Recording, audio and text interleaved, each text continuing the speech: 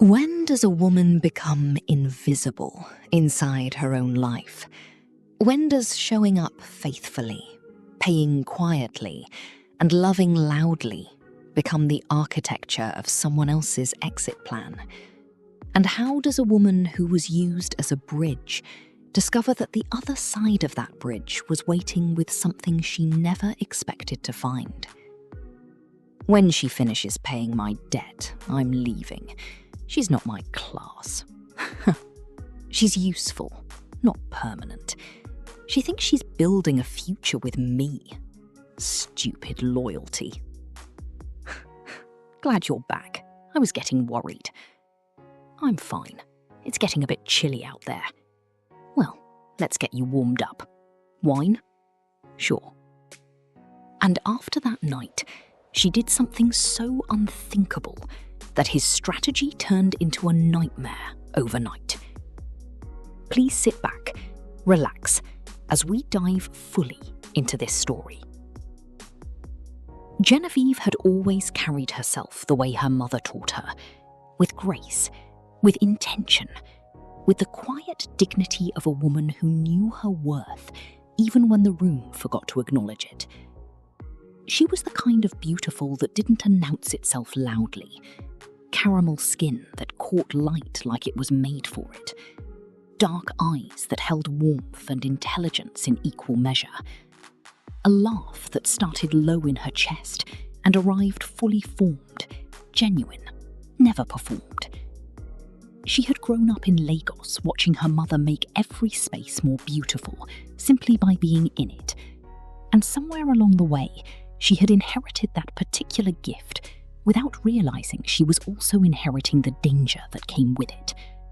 The danger of being too giving, of loving too completely, of building so steadily that a man could stand on what she constructed and never once look down to see who was holding it up. Marlon had seen her across a gallery opening 7 years ago. He had come with friends, wearing confidence like a second suit, and he had walked toward her with the certainty of a man accustomed to getting what he wanted. She had been standing near a sculpture, head tilted, genuinely thinking. And something about that, her being unreachable inside her own thoughts, had drawn him in. He was charming in the way that only reveals itself as performance much later. Attentive in the beginning, present. He asked questions and appeared to listen. He said her name like it meant something. Genevieve, he had said that first night, like he was tasting something rare.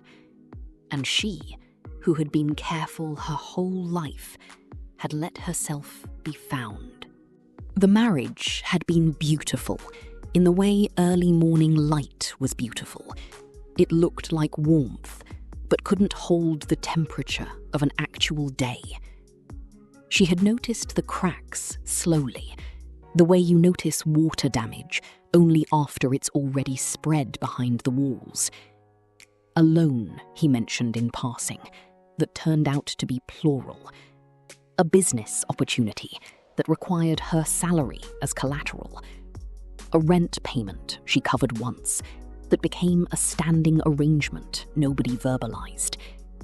She told herself these were the textures of building a life together, that love meant carrying weight without keeping score, that patience was its own form of devotion. But devotion without discernment was just a different name for loss. The night everything shifted. They had been at a rooftop birthday celebration for one of Marlon's oldest friends. The kind of party where everyone was performing success, where conversation was loud and specific and designed to be overheard. Marlon was in his element. She had watched him work the room earlier with the ease of a man who believed the world owed him its applause. And she had felt something she was not yet ready to name. A tiredness that sat differently from exhaustion. Not the tiredness of a long week, but the tiredness of a long performance. At some point, Marlon had leaned close and said, "Bring my charger when you come outside." Such a small thing. So ordinary that she didn't question it. She collected the charger from the table a few minutes later and made her way toward the balcony, where the laughter was softer and the voices carried more freely. The door was ajar. She was reaching for it when she heard her own life being described in someone else's words. "When she's done clearing my debts, I'm done. She's not my level." Genevieve went still. The laughter that followed was the careful kind. The kind men produce when they're not sure they should be laughing, but don't want to appear out of step with the person setting the tone. Someone said, "That's cold, man." And Marlon's voice returned, relaxed and almost philosophical. "It's not cold, it's practical. She thinks she's securing a future. I'm just using the runway. Once everything's clean, I'm free." Free. Genevieve felt the word move through her like cold water. She stood there in the shadow of the doorway long enough to understand that this was not a slip made in frustration, not the exaggerated venting of a man having a bad night. This was the truth of him, comfortable and unhurried. The version of the truth that only emerges when a person believes they're completely safe from consequence. She stepped back without sound. She composed her face with the precision of a woman who had spent years learning to manage her expression in rooms that required it. She walked back to the table. She set the charger down quietly. And when Marlon returned minutes later and kissed her forehead and asked, "You okay, babe?" she smiled at him with clear eyes and said, "Perfect." The lie came without effort. What frightened her was how easily it arrived. She watched him for the rest of that evening with new eyes. Not the eyes of a wife looking at her husband, but the eyes of a woman finally looking at a situation she had been standing too close to read. She noticed the way his confidence had no foundation beneath it, only her. She noticed the way his friends looked at her, some with guilt, some with the practiced oblivion of people who had chosen convenience over conscience. She noticed how the hand he placed at her back as they said their goodbyes felt like a prop rather than a gesture. In the car on the way home, he reached over and took her hand. "You were quiet tonight," he said. "Just tired," she replied. He nodded like that satisfied him and said, "You work too hard, you know. Slow down sometimes." She looked out the window at the moving city and said softly, "Maybe." And that was all. She didn't sleep well that night, but she didn't lie awake crying either. She lay still and listened to her own thoughts arrange themselves into order. By morning, sympathy had been replaced by something colder and more useful: clarity. 3 days later, a message arrived from one of Marlon's friends. His name was Dele. She had always read him as the one in that group with the most conscience and the least courage to use it. The message said, "About the other night, I think you should know he's been saying that for weeks, not just to us." Genevieve read the message twice and then typed, "Was he lying?" Dele's reply took a long time to arrive, and when it did, it said only, "I thought you knew how he talked." She sat with that sentence for a long time, not because it was unkind, but because of what it revealed. This was known, it was observed, it was accepted. Which meant it had been ongoing long enough to become unremarkable to everyone in that circle, except her.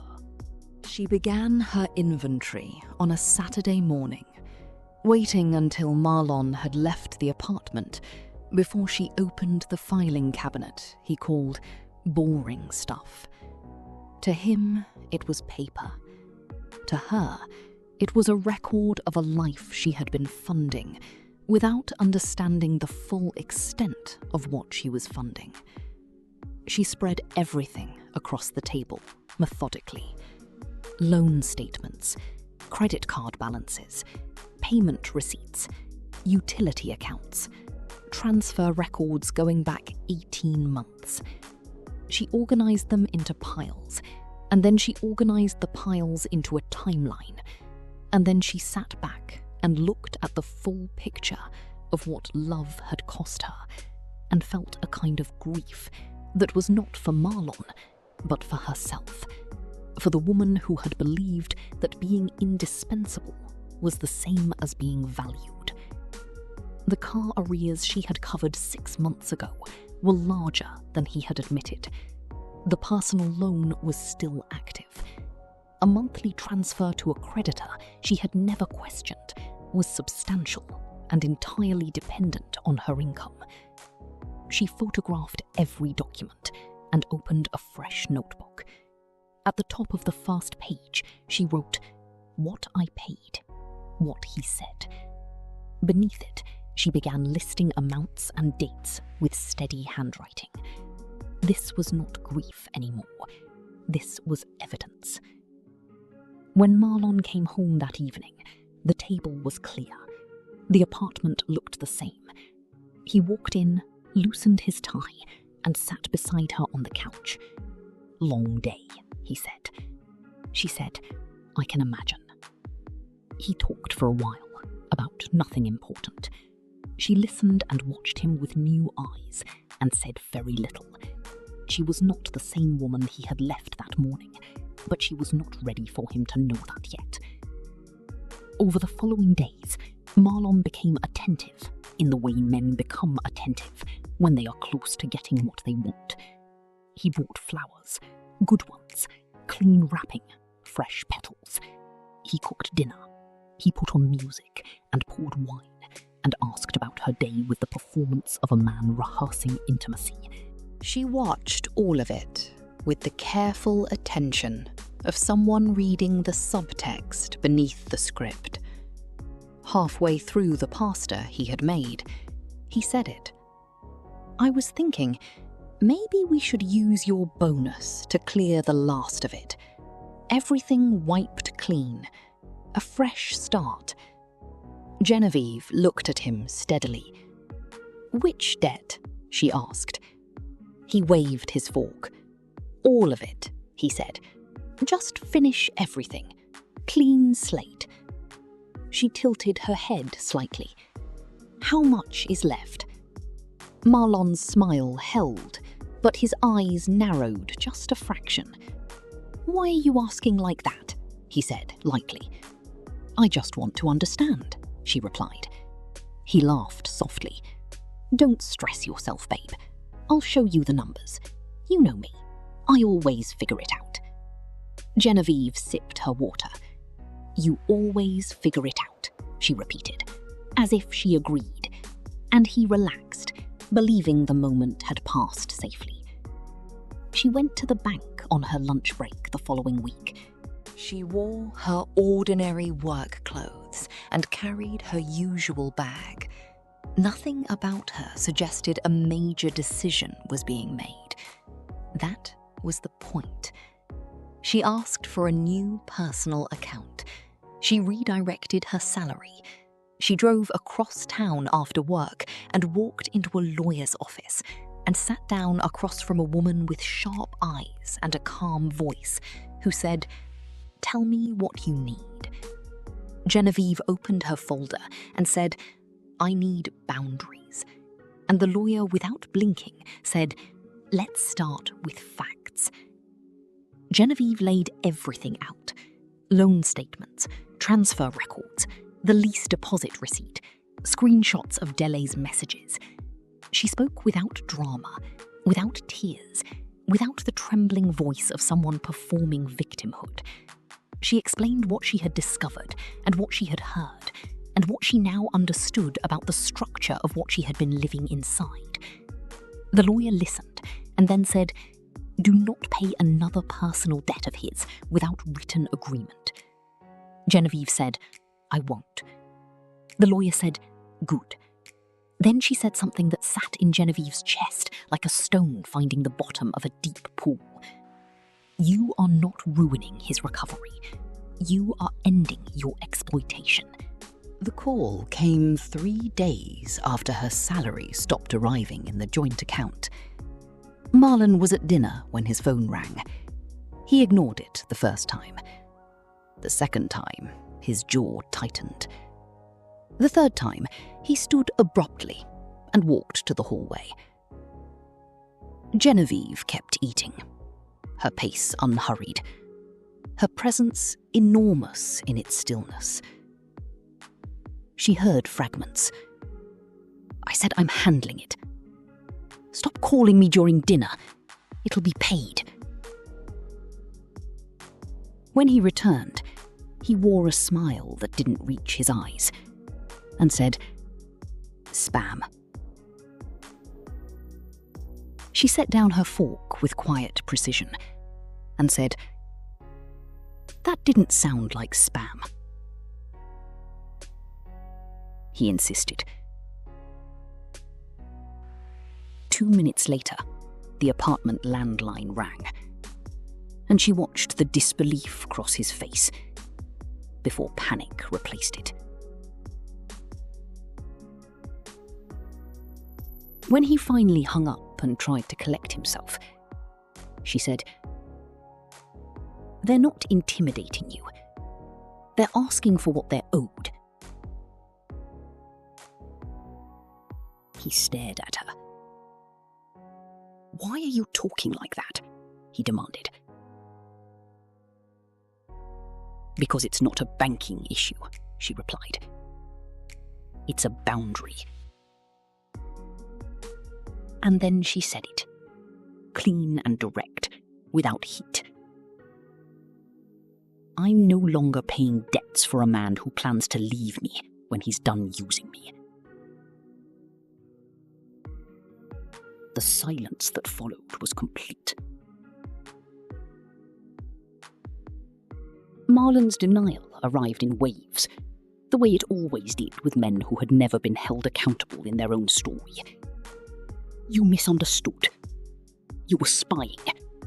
You're being dramatic. You're emotional." Genevieve let each wave arrive and recede. And when the silence came back, she said, "You said, when she's done paying my debt..." "I'll leave her. She's not my class. She's useful, not permanent." His face changed at the precision of it. She had the words exactly. He recovered quickly and tried to make her the villain. "You were eavesdropping. You stood there listening." And she said simply, "You were bragging. There's a difference." He cycled through charm and guilt and bargaining and anger over the weeks that followed. She had documented everything, and she had a lawyer, and she had redirected her income, and she had stopped covering his personal debts. And each of these things was a wall he kept walking into, while believing he could charm his way through it. One evening, she spread all the documents across the table and showed him the full accounting of what he had been living on while calling her beneath him. He scanned the papers and then looked up and said, "Why are you tracking me?" She said, "Because you made me your bank." He said, "I'm your husband." She said, "A husband doesn't use his wife as infrastructure." She paid shared bills and nothing more. Creditors called him directly. Letters arrived. One evening she found a notice on the counter, and he snapped, "Why are you reading my mail?" She said, "You left it out." He said, "This is private." She said, "You made our finances public. Call it even." The final shift came near the end of the month. Marlon came home with the specific quiet of a man who had run out of performances. His friends had not stepped in. The people who had laughed with him on that balcony had not appeared with solutions. He sat across from her and said, in a voice that had met reality, "I didn't think it would actually get like this." Genevieve looked at him and said, "You did. You just thought it would happen after you left me, not while you still needed me." He asked, small and exhausted, "What do you want?" She said, "I want my life back. I want my money to stop being someone else's lifeline. I want my loyalty to stop being treated as a ladder." She placed the boundary notice on the table. He read it. He nodded once. "Okay," he said. And it sounded like a man putting something down that had always been too heavy for him. He moved out at the end of the month, quietly. At the door, he admitted, "I didn't think you'd actually do it." She said, "That's why you said it out loud. You thought you were safe." He said sorry in the voice of a man who had discovered that sorry was not a currency that bought back what contempt had destroyed. She closed the door behind him gently and stood in the middle of her apartment and heard the silence of a space that was finally and completely hers. She stood by the window and said softly, "You called me not your class while living off my character." Then she let the room breathe. The months that followed were quiet in the best possible way. Genevieve rebuilt herself the way a careful woman rebuilds, not in grand gestures, but in small daily reclamations. She redecorated the apartment with colours she had always wanted. She cooked food she loved. She called her mother more. She spent Saturday mornings at a market near her office just to be somewhere unhurried. She slept deeply. She woke up without dread. She began to understand that peace was not the absence of difficulty, but the absence of someone making you feel small inside your own story. Work had always been the place where Genevieve felt most fully herself. And now, with the noise of a bad marriage no longer consuming her, she excelled in ways that surprised even her. She was offered a project that required international collaboration, a months-long initiative that would take her to several cities, and the final leg of the trip would land her in Busan, South Korea, for a 2-week consulting residency. She had never been to Korea. She landed in Busan on a grey Tuesday morning, when the city was still exhaling mist off the water, and the first thing she noticed was how the sea looked different there. Wider somehow, more assertive, like it had opinions. Her hotel was near Haeundae Beach, and on her first evening, she walked along the shore alone, wearing a coat that wasn't quite warm enough, and felt for the first time in years like someone who was genuinely beginning something new, rather than recovering from something old. The disaster happened on her 4th day. She was running late for a client breakfast, moving through the hotel lobby at the particular speed of a woman who has accounted for every variable except the one that actually happens, when a man coming in the opposite direction and clearly reading something on his phone instead of watching where he was going, walked directly into her. The collision was spectacular. Her tote bag went left, his coffee went everywhere. Her presentation documents scattered across the marble floor like a small explosion of white paper. Her phone skidded under a luggage trolley. She stood in the wreckage of her morning and looked up and found herself looking at a face that stopped her mid-irritation. He was Korean, Young. She would learn later that he was 29 to her 34, with the kind of features that seemed almost too symmetrical to be accidental. Dark eyes that were currently wide with genuine horror at what he had caused, and coffee soaking through his white shirt in a pattern that would have been artistic under other circumstances.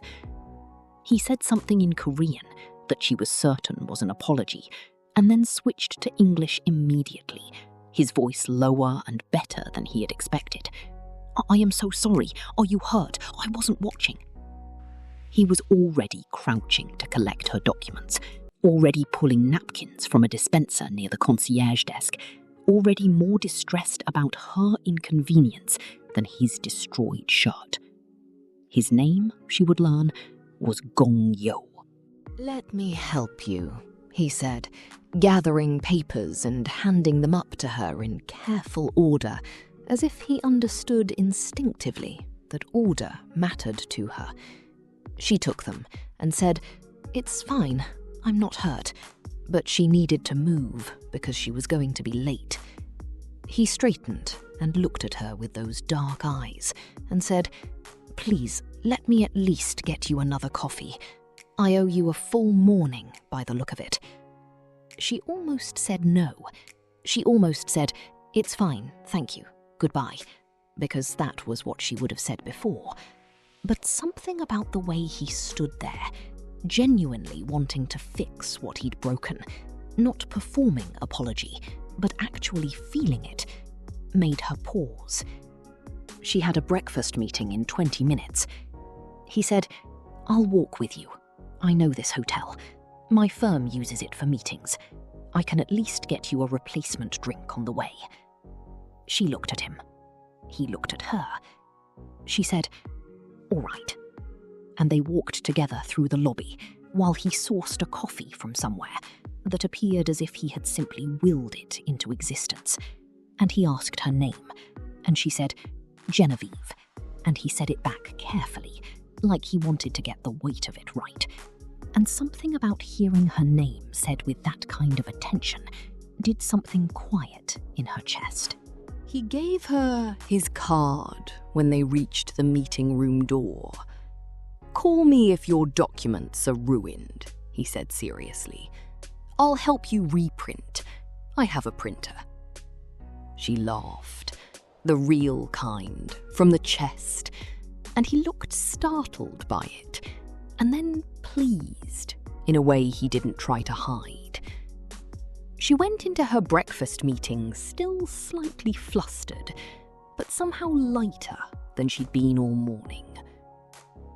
She texted him that evening, "The documents are fine." He replied within minutes, "Good. Can I take you to dinner anyway? I feel I owe you, at minimum, one full meal."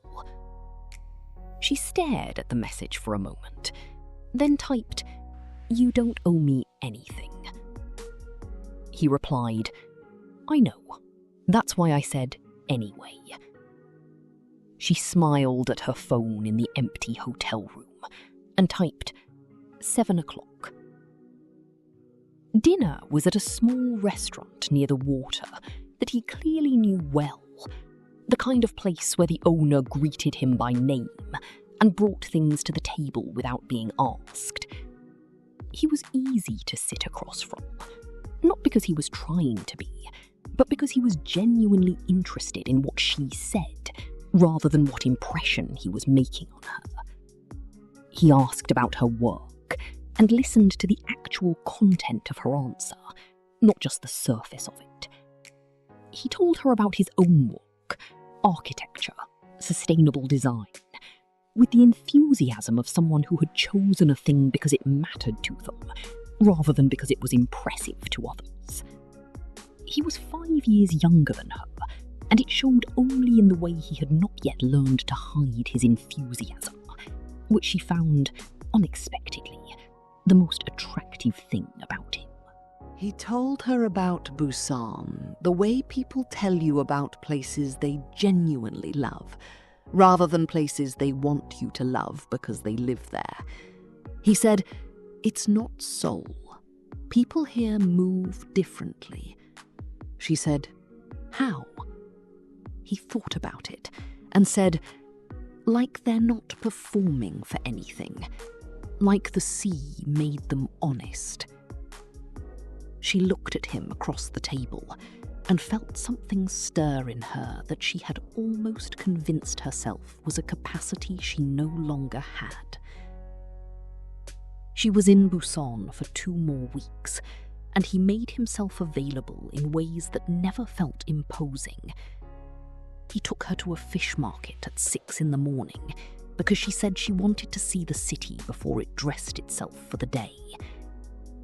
He walked beside her through streets that smelled like salt and possibility, and translated menus and answered her questions about architecture and the city's history with the focused pleasure of a man who found her curiosity genuinely delightful.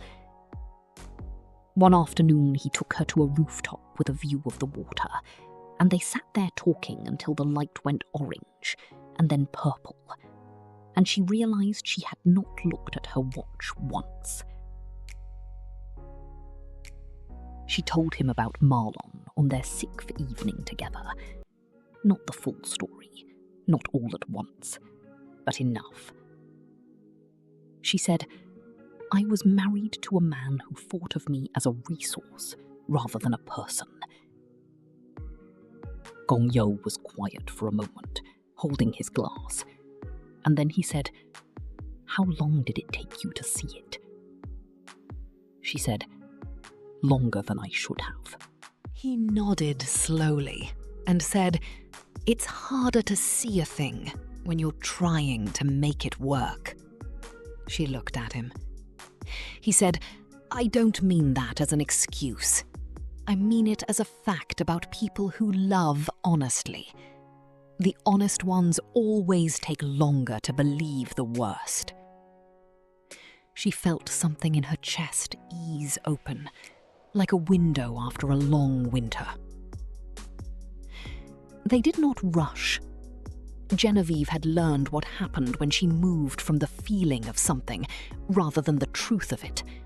And Gong Yo, for all his warmth, had a patience about him that matched hers in a way she had never experienced with a man before. On her last night in Busan, they stood on the beach, and the wind was doing something dramatic with the sea, and he stood close enough that she could have reached for him and said, when will you come back? She said, I don't know yet. He said, I'll wait. She said, you don't have to. He said, I know. That's why I will. She flew back to Lagos carrying something she didn't have a full name for yet. Something that felt like mourning. They talked every day. Not performatively, not as obligation, but because there was always something to say, and saying it to him felt better than saying it to anyone else. He visited Lagos 3 months later, and she took him to her mother's house, and her mother looked at him with the specific assessment of a Nigerian woman measuring a man against her daughter's worth, and later said privately, he looks at you like you're the answer to a question he didn't know he was asking. Genevieve had laughed and said, Mama, please. And her mother had said, I'm serious. Don't waste that. She had not wasted it. Gong Yo learned to say her name in Yoruba within 2 weeks of trying, because she had mentioned once that she loved how it sounded, and he had decided that meant he should learn. Small things like that. The small things that were actually enormous. He sent voice notes instead of texts when he was in meetings, because he said reading her words wasn't the same as hearing her think. He remembered the exact details of stories she told in passing, and referenced them weeks later with the ease of a man who had been paying close attention to every part of her that mattered. She had learned with Marlon that love could be mimicked by anyone with good timing and a convincing smile. What she was learning with Gong Yoo was what love looked like when it was not performing anything. When it was simply a person deciding, daily and without drama, that you were the one they wanted to think out loud with. He made her laugh in the particular way that surprised her, the kind of laugh that came from her belly before she could arrange her face. He was serious about his work and ridiculous about everything else.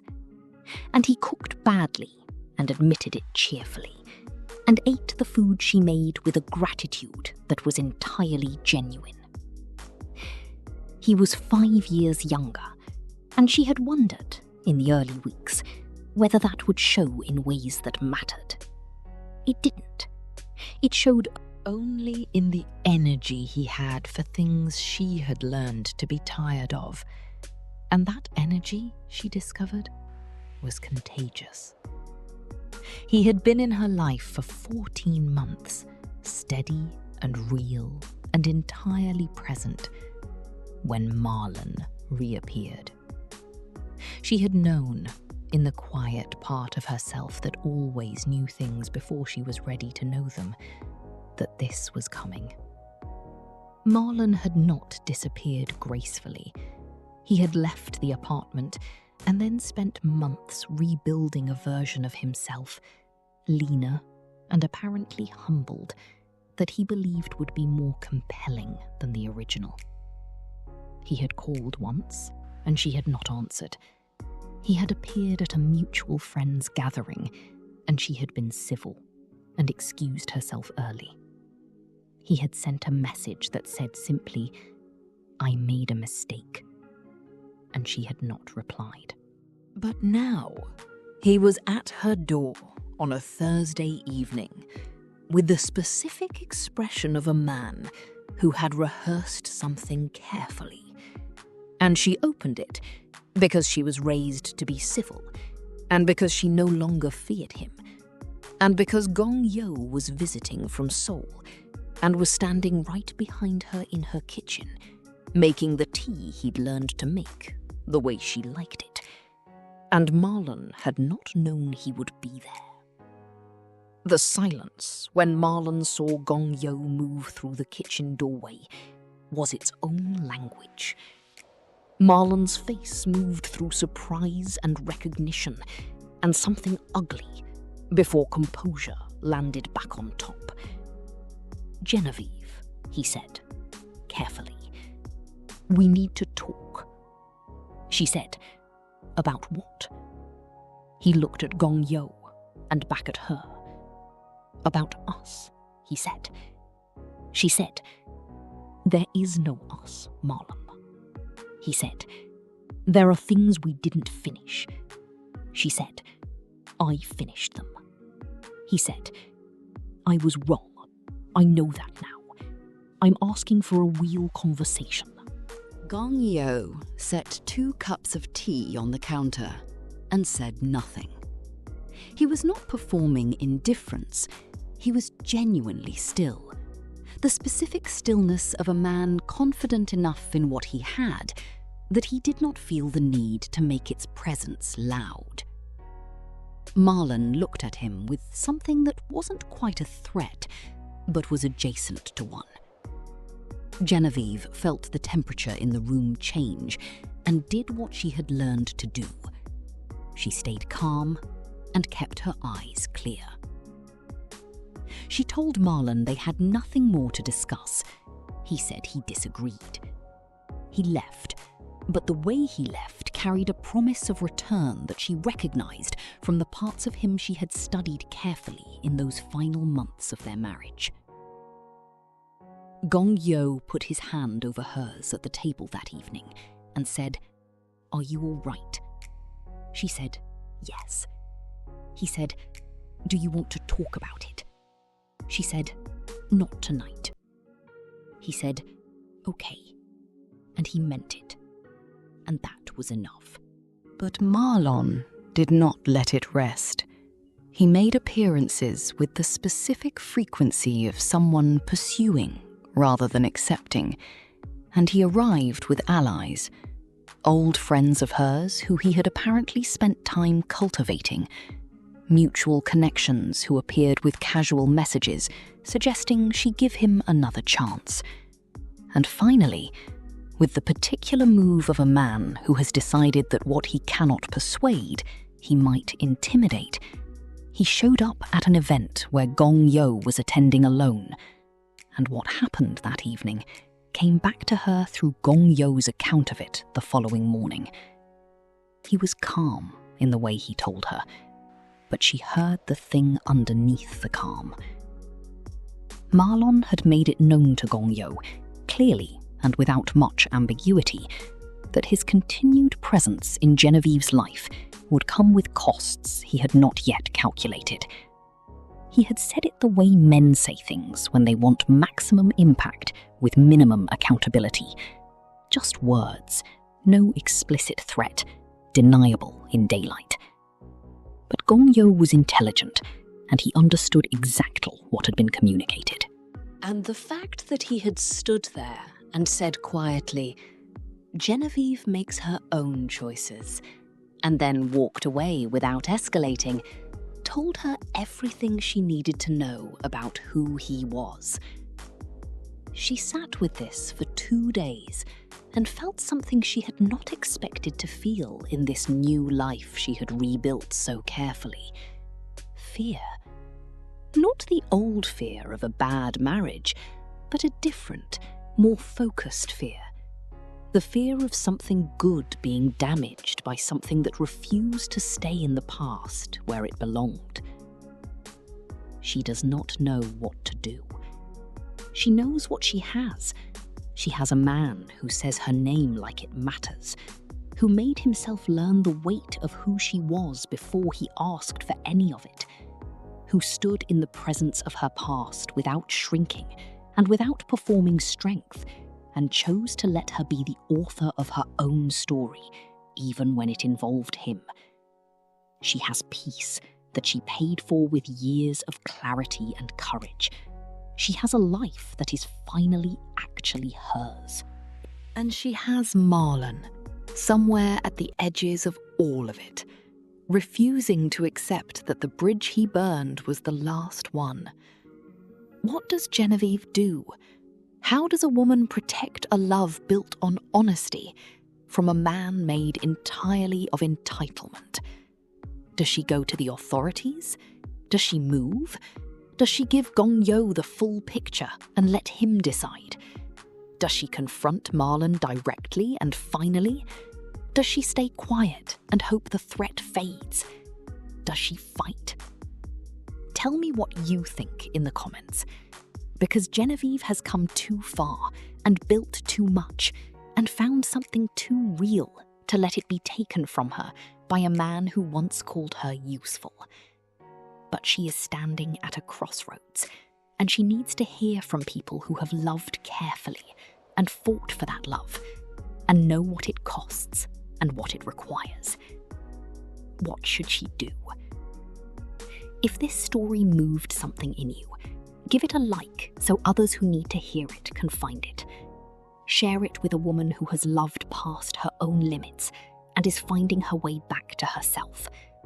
Subscribe, because there are more stories coming, and you will not want to miss a single one.